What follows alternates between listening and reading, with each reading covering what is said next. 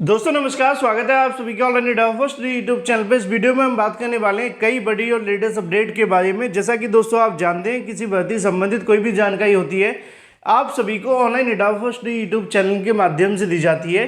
इस वीडियो में हम बात करने वाले हैं पुराने आयोगों से शिक्षक भर्तियों के बारे में, सरकार के माध्यम से आदेश के बारे में। असल में जैसा कि आप जानते हैं कि प्रदेश के अंदर सरकार दो काम को लेकर काफ़ी तेजी दिखा रही थी। जैसे कि अगर बात की जाए चुनाव के बारे में, और दूसरा आपको देखने के लिए मिल रहा था नया शिक्षा सेवा आयोग।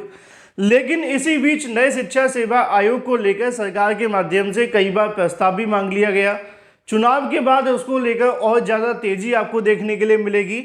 लेकिन जब तक नया आयोग कहीं ना कहीं बन नहीं जाता, तब तक आपके सामने जो भर्तियां हैं उनमें और भी ज़्यादा डिले देखने के लिए मिलेगा। इसी बात को लेकर कुछ अभ्यर्थियों के माध्यम से हाईकोर्ट में याचिका दाखिल कर दी गई, और उस याचिका के आधार पर यह मांग की गई कि जब तक नया आयोग नहीं बन जाता, तब तक जो भी भर्तियां यहाँ से रुकी हुई हैं उनको कहीं ना कहीं यहाँ से नए शिक्षा सेवा आयोग की बजाय पुराने आयोगों के माध्यम से करवाया जाए। आज इसी के बारे में एक बड़ी अपडेट आप सभी को देखने के लिए मिली है शासन स्तर से। तो वीडियो को लाइक कर दें और शेयर कर दें, चैनल को सब्सक्राइब करके बेल आइकन को दबा लें, जिससे कि आपको रियल ऑथेंटिक जानकारी online India first YouTube channel के माध्यम से मिलती रहे। तो चलिए दोस्तों वीडियो शुरू करते हैं। शुरुआत करेंगे पुराने आयोगों से होने वाली भर्तियों के बारे में, साथ ही साथ यूपी टीजीटी पीजीटी और इसके अलावा प्राइमरी शिक्षक भर्ती के बारे में। जैसा कि आप जानते हैं कि यूपी टीजीटी पीजीटी का विज्ञापन चयन बोर्ड के माध्यम से निकाला गया था। अब उस परीक्षा को करवाने के लिए चयन बोर्ड के पास में पर्याप्त सदस्य नहीं थे। सरकार ने पहले सदस्यों की नियुक्ति को लेकर प्रोसेस शुरू किया, लेकिन बाद में बीच में रोक दिया। सेम अगर बात की जाए असिस्टेंट प्रोफेसर भर्ती के बारे में, तो इसके अंदर भी आपको कुछ ऐसा ही देखने के लिए मिला। सरकार के माध्यम से यहाँ पे सदस्य नहीं भेजे गए, और जिसके चलते असिस्टेंट प्रोफेसर की भर्ती भी रुक गई।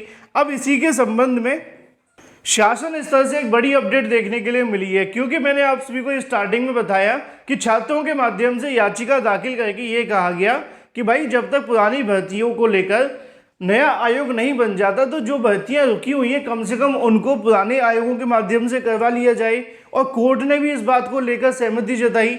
अगली सुनवाई 16 मई को देखने के लिए मिलेगी, लेकिन उससे पहले शासन स्तर पर इसको लेकर जो हलचल है वो शुरू होने लगी है।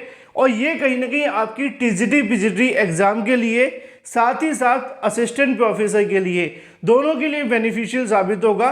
कैसे, ध्यान से समझिए। क्योंकि यहाँ पे एक भर्ती के लिए कोर्ट आदेश देती है, तो सेम आदेश आपको चयन बोर्ड के लिए भी देखने के लिए मिलेगा, क्योंकि चयन बोर्ड ने भी विज्ञापन टीजीटी पीजीटी का जारी किया था, लेकिन प्रोसेस अभी तक रुका हुआ है। इसी के बारे में देखने के लिए मिलेगा कि नगर निकाय चुनाव के बाद विज्ञापन संख्या 51 के तहत प्रदेश के शासकीय सहायता प्राप्त महाविद्यालयों में असिस्टेंट प्रोफेसर की भर्ती शुरू होने के आसार हैं। चुनाव की अधिसूचना समाप्त होने के बाद में उत्तर प्रदेश उच्चतर शिक्षा सेवा आयोग को नए सदस्य मिल सकते हैं। आयोग में अध्यक्ष का पद फरवरी से खाली है, और चयन बोर्ड के अंदर अप्रैल से खाली है। इसी को लेकर नीचे लिखा हुआ है, ऐसे में कोरम के अभाव के चलते असिस्टेंट प्रोफेसर भर्ती रुकी हुई थी। विज्ञापन संख्या 51 के तहत असिस्टेंट प्रोफेसर के 1017 पदों पर भर्ती होनी है। आवेदन की प्रक्रिया अगस्त 2022 में पूरी हो चुकी है। आवेदन करने वाले 1.14 लाख अभ्यर्थी लिखित परीक्षा की तिथि घोषित होने का इंतजार कर रहे हैं। आयोग में अगर एक सदस्य की नियुक्ति भी कर देता है तो कोरम पूरा हो जाएगा। इसी के संबंध में नीचे आप सभी के सामने जानकारी देखने के लिए मिलेगी कि सूत्रों का कहना है कि शासन स्तर से संकेत दिए गए हैं कि आयोग भर्ती परीक्षाओं को लेकर तैयारी में जुट जाए।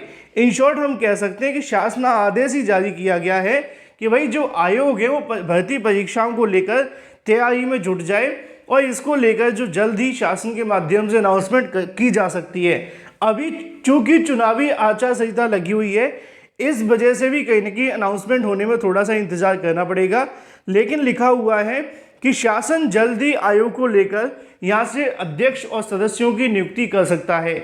और सेम प्रोसेस आपको टीजीटी पीजीटी में देखने के लिए मिलेगा, क्योंकि अगर यही प्रोसेस टीजीटी पीजीटी में लागू हो जाता है तो असिस्टेंट प्रोफेसर की तरह टीजीटी पीजीटी की परीक्षा भी आपको देखने के लिए मिल जाएगी।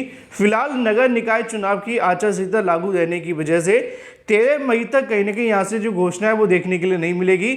लेकिन जैसे ही चुनावी आचार संहिता खत्म होती है, असिस्टेंट प्रोफेसर इसके अलावा टीजीटी पीजीटी को लेकर आपको एक बड़ी अच्छी अपडेट मिल सकती है। शासन स्तर से इसको लेकर संकेत भी दे दिए गए हैं। मतलब साफ है कि हाईकोर्ट के दबाव के चलते पुराने आयोगों से भर्ती करने को लेकर अब शासन से भी कहीं ना कहीं संकेत आने शुरू हो चुके हैं।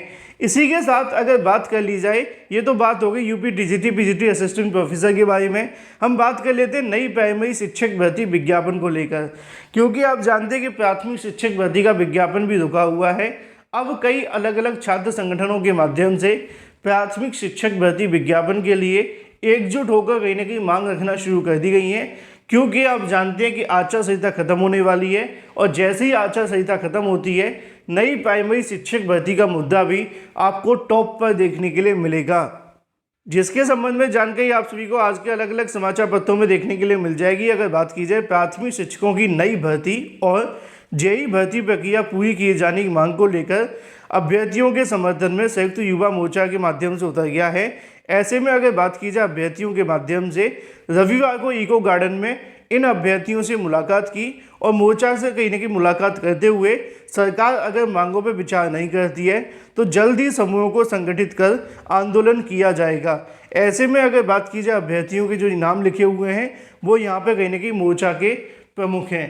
अब मामला ये था कि नई प्राइमरी शिक्षक भर्ती को लेकर इको गार्डन में धरना प्रदर्शन जारी था। अभ्यर्थियों का मनसा ये है कि जैसे ही चुनाव खत्म होते हैं, चुनावी आचार संहिता खत्म होती है, फिर वो नई प्राइमरी शिक्षक भर्ती को लेकर एक बड़ी मांग रखेंगे। अब इसको लेकर जो तैयारियां वो शुरू हो चुकी हैं।